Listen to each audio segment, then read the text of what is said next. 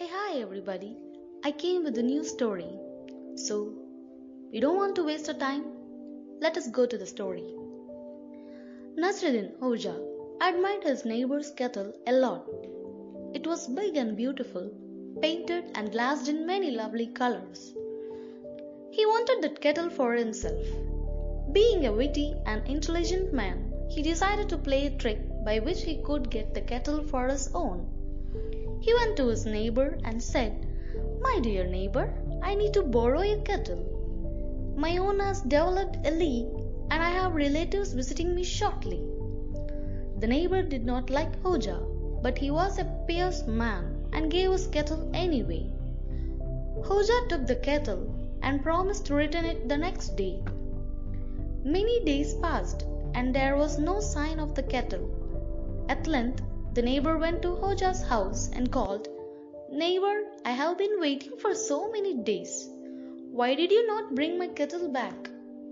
Hodja replied, "Oh my friend, you come at a wonderful time. Your kettle was actually in a delicate condition, and she gave birth to a little kettle. I was only waiting for the small kettle to be strong enough so I could bring the mother and the child kettle to you." So saying, Hodja handed over the neighbor's kettle along with the smaller one back to him. The neighbor was amazed and overjoyed. He took his kettle and the other little one, wondering at the miracle. Could a kettle have really given birth?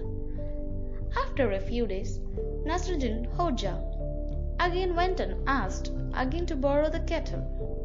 This time, the neighbor was pleased to lend it and readily agreed. Again, he waited for a few days and finally went to Hodja and asked, "Neighbor, I have been waiting for many days. Why don't you bring me back my kettle?" "Oh, my friend, how I wish I had better news," replied Hodja, wringing his hands. "That kettle was old and sick, and she died. I looked for you so we could bury her together, but you weren't around. Her corpse was starting to rot, so finally I found some other people and we buried her together." The neighbor was angry and took the matter before a judge. This judge called Hodja and asked, "Why did you take this man's kettle for your own?" Hodja answered, "The kettle was old and sick, and she died. I looked for my neighbor to help bury her, but he wasn't around. I found some other people to help and we buried her." "What is this?" exclaimed by the judge. "Is it possible for a kettle to die?" "Oh yes. If a kettle can give birth to a baby kettle, it can also die. Whatever is born eventually dies."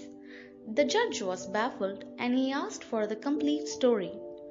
Hodja narrated all the incidents that led to the kettle's disappearance. The neighbor looked at the ground, ashamed. The judge laughed and understood that Hodja was a very shrewd man and decided that Hodja should be given the kettle. That's the end of the story. Thank you.